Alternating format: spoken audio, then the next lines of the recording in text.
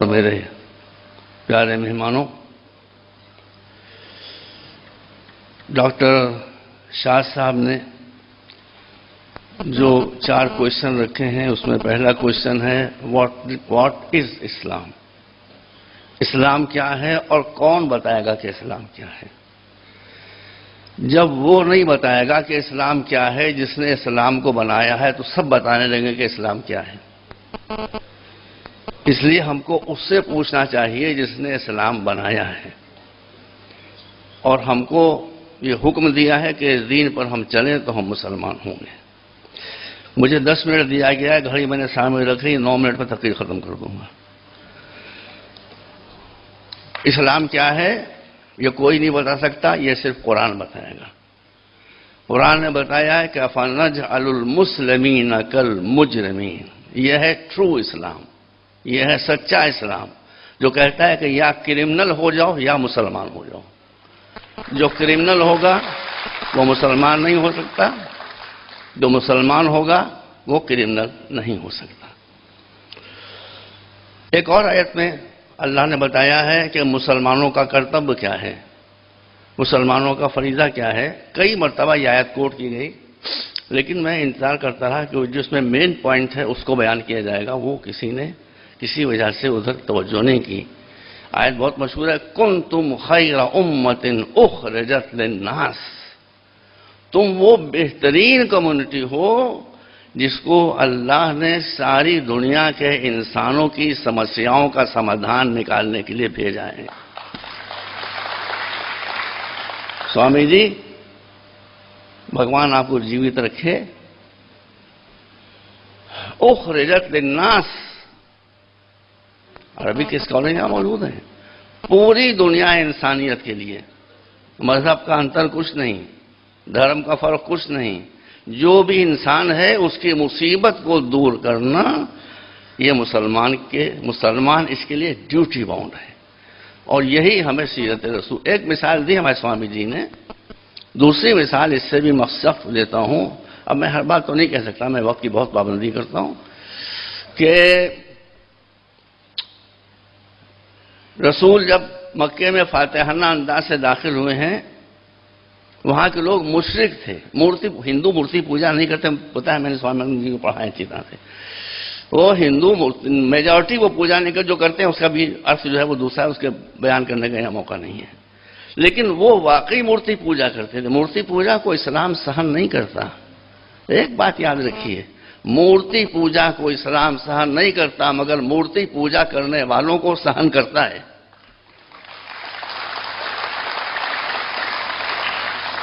آپ مکے کے فاتح ہیں، فاتحانہ انداز سے جب لوگ آتے ہیں تو بھائی ان کا لباس بھی بدل جاتا ہے، میری ساری۔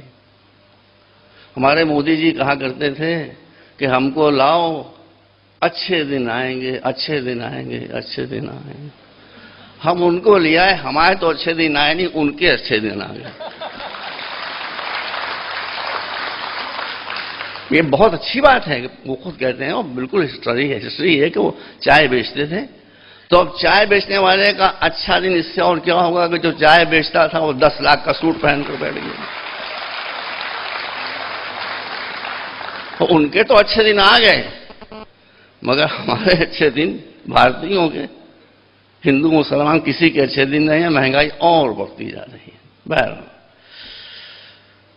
تو وہ لوگ مورتی پوجا کرتے تھے۔ پیغمبر کوئی 10 لاکھ کا کرتا پہنے ہوئے نہیں تھے، بالکل معمولی لباس میں، معمولی جوتی، معمولی پگڑی، معمولی لباس، کوئی پہچانتا بھی نہیں تھا کہ یہ مکے کے کانکرر ہیں۔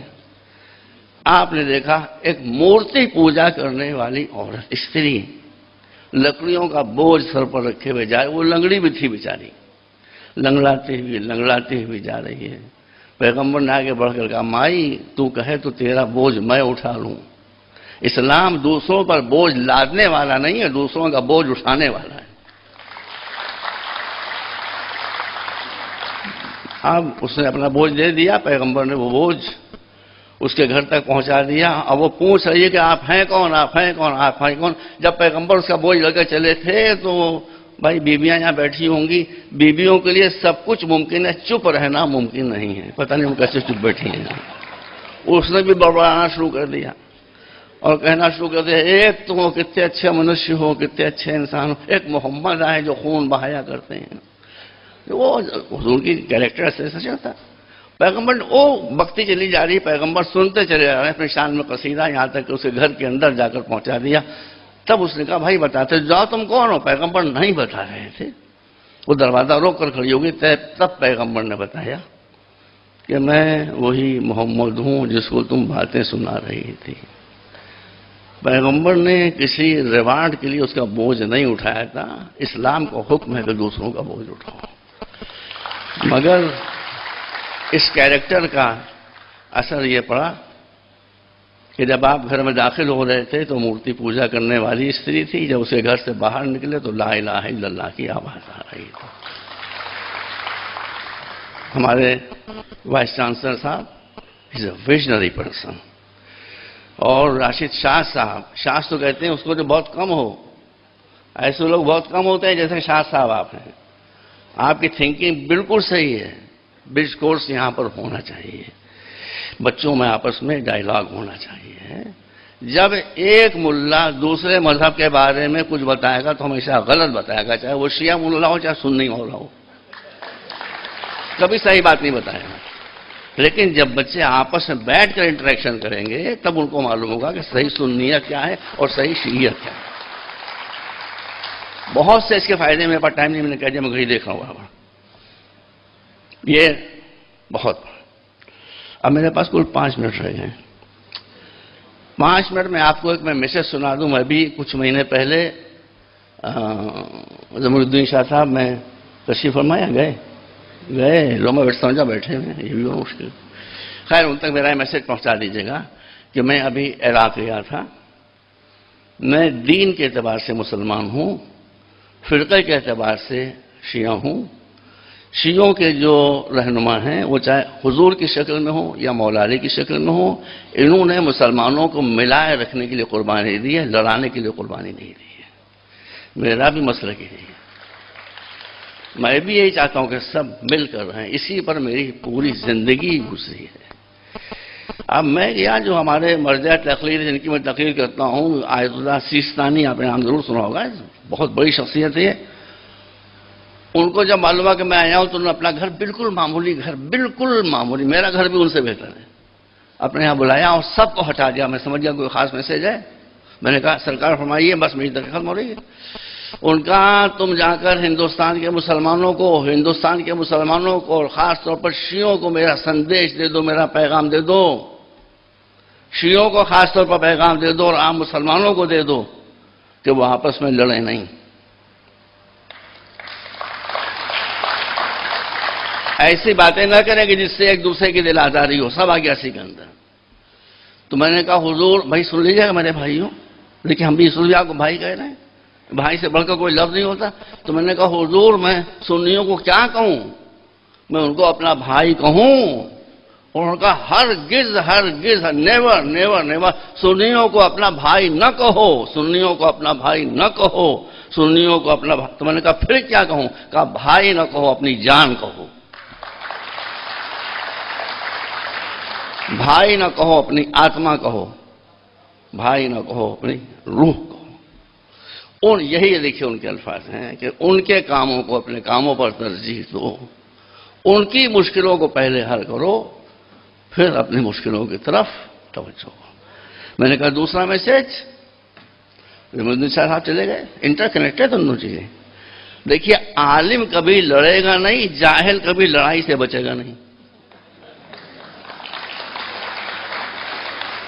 عالم کبھی لڑے گا نہیں، جاہل ہمیشہ لڑ کے رہے گا اور لڑا کے رہے گا. بس میں آخری بات کہہ رہا ہوں. آپ سب مسلمان ہیں، آدھے مسلمان تو سوامی جی بھی ہو گئے. اور جس کو اتنا قرآن یاد ہو آدھا مسلمان نہیں ہے. وہ اتنا قرآن تو مسلمانوں کو بھی یاد نہیں. تو